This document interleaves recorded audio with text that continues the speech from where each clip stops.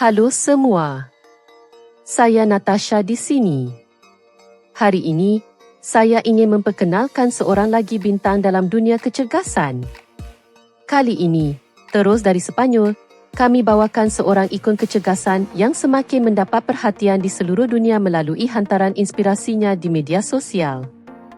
Gambar dan videonya menampilkan bentuk tubuh yang luar biasa, dengan lekuk yang jelas dan keseimbangan yang sempurna. Christina Guilabert bukan sekadar model kecergasan, tetapi juga seorang yang sangat mengutamakan gaya hidup sihat. Di media sosialnya, dia berkongsi rutin senamannya, tip pemakanan seimbang, serta perjalanannya dalam dunia peragaan. Dengan kecantikan semula jadi dan tubuh yang menawan, dia semakin menarik perhatian ramai peminat yang terinspirasi dengan gaya hidupnya yang aktif. Ramai orang melihat bentuk badannya sekarang dan menyangka dia sememangnya sentiasa memiliki tubuh sebegitu. Namun, jika kita melihat kembali hantaran lamanya, kita dapat melihat perubahan luar biasa yang telah dicapainya. Dahulu, badannya kurang berutut dan tidak sejelas sekarang.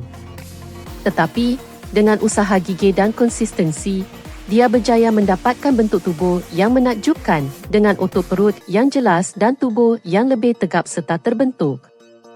Christina membuktikan bahawa adalah mungkin untuk mengimbangkan minat dan kejayaan dalam pelbagai aspek kehidupan.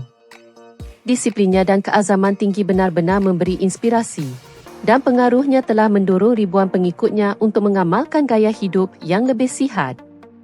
Apa pendapat anda tentang transformasi Christina? Adakah anda sudah mengenalinya sebelum ini?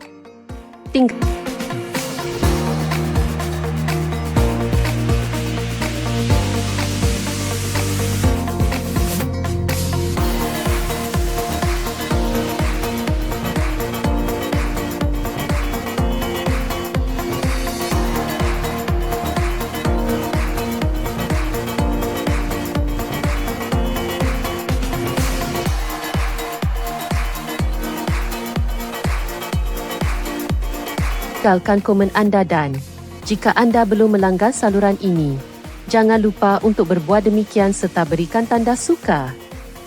Jumpa lagi.